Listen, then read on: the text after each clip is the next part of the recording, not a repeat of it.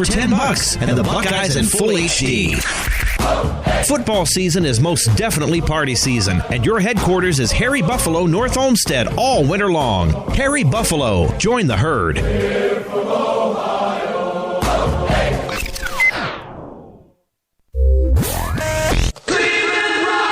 Have you gotten your copy of Cleveland's Finest yet? Highlighting the best moments, players, and media members in Cleveland sports history?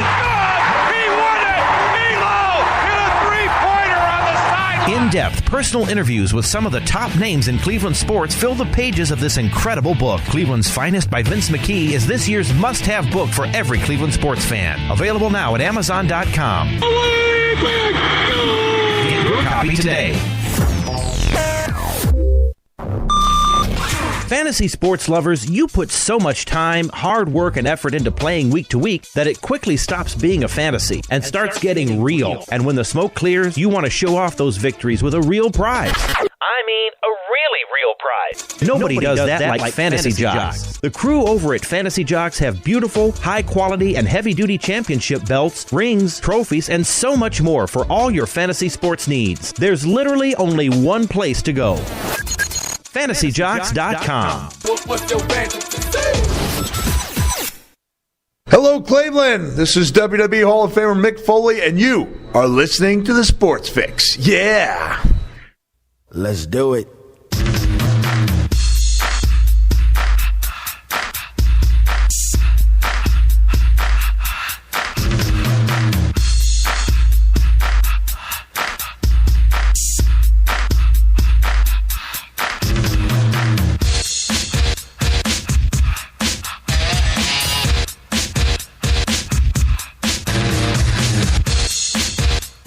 Welcome back to the Sports Fix Live across the Sports Fix Radio Network. J-Rock back with you guys here. You know what? You heard me talking about DraftKings during the break. No joke. I won $100 over the weekend on DraftKings and just missed winning $300 last night off of Monday Night Football by 6.23 points.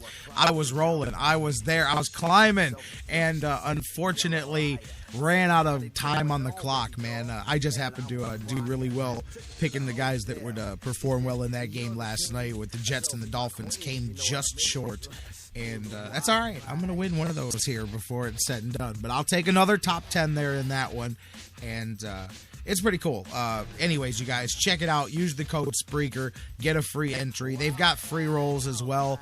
They're small money ones, but you can get in, win a couple of bucks for free, and then use that to play and win millions. I mean, why not? But I'm doing pretty well so far for my time on there. All told, I've been playing on DraftKings for a month now since I've been talking to you guys about it, and I am up $138.50 so far for my time on there. So far, so good. Plenty of time to still give it all back to them, though. You know that's the old Vegas hustle. But anyway, so far, so good. Come and join me on DraftKings. It's pretty fun. It's a totally different mindset than traditional fantasy football, that's for sure. Because you don't have the week to week. You just deal with today's games. If you're good at looking at today's games and knowing, just being able to pick the guys that are going to stand out and being able to manipulate that budget, then that's the way to go, man. Definitely. Check it out, you guys.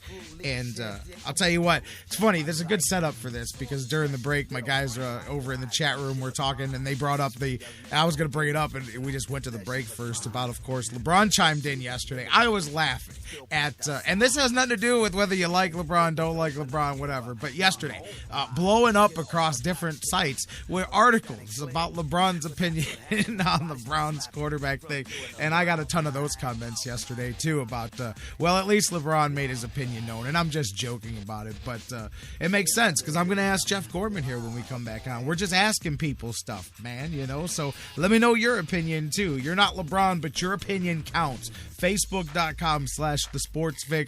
Tweet with us at TheSportsFixCLE. Email us, TheSportsFix@AOL.com. I'm having some fun with that, but I got a kick out of it because it was everywhere. It wasn't just ESPN. It was everybody. The 4-letter, the 5-letter, the 8-letter, whatever. They were all doing it. All right, let's keep it rolling. Let's go to the phones right now. Speaking of my man, Jeff Gorman, let's do it. Jeff joins us every Tuesday from Indians101.com, but he also writes for Browns101.com, so I'm going to do just like other other people, and I'm going to go off topic and ask somebody something here. I'm going to talk to him as well about what he thinks going on this week. So let's welcome Jeff Gorman from Indians and Browns 101.com to the show. He's here every Tuesday. Jeff, how you doing this afternoon?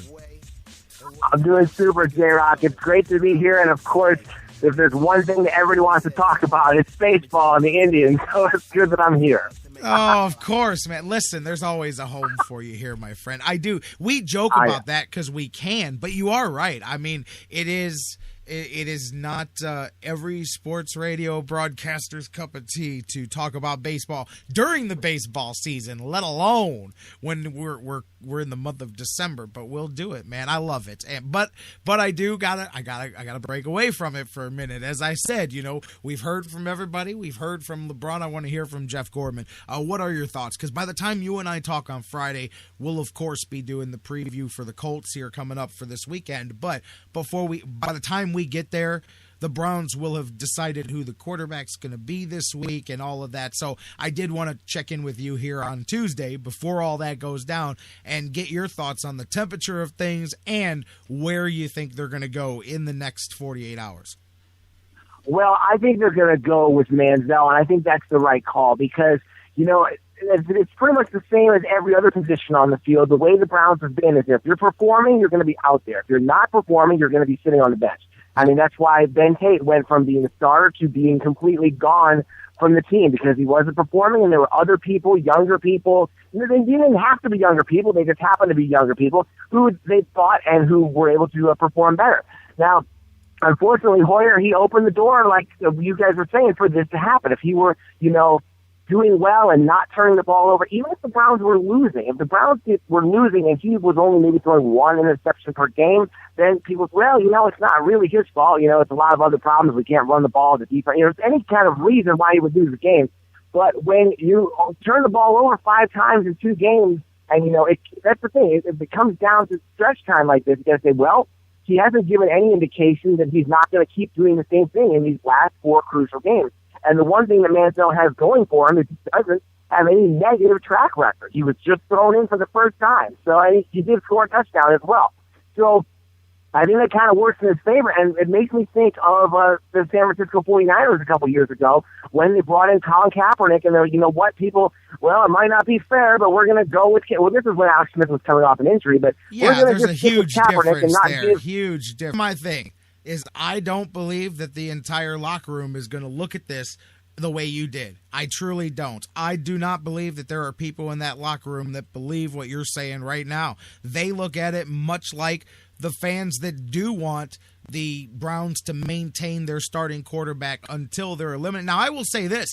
No matter who you are, Hoyer, Manziel, whatever, to a man, every person has qualified the Hoyer thing with until we are no longer in this playoff situation. Then throw Manziel in no matter what. If that's next week, that's next week. And that's kind of where I'm at too, because I just think there's a lot to what you said too, because at the same point you have handled other positions that way, but even Mike Pettine, and he said this again yesterday, said there's a reason that you handle quarterback a little differently, and I explained that at the beginning of the season, because there cannot be the week-to-week. You can't, you like you do with West and Crow, you can't teach a young guy a lesson by taking him out next week and putting him, you can't do that with the quarterback. So, but you do have to sell that to the locker room either way, whether it's Hoyer, whether it's Manziel. So I just believe that it's so much easier. And I think Mike Pettine knows this too, that if they go out there with Hoyer this week and they lose, if they win, it takes care of itself. If they go out there with Hoyer this week and they lose,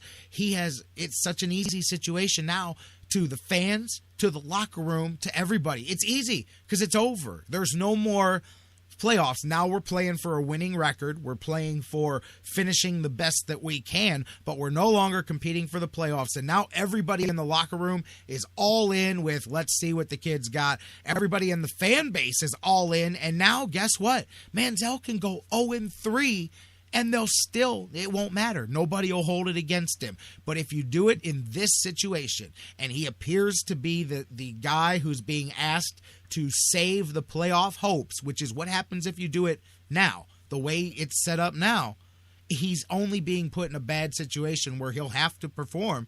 If he doesn't, it will be held against him. Whereas even 1 week from now, this problem takes care of itself one way or the other.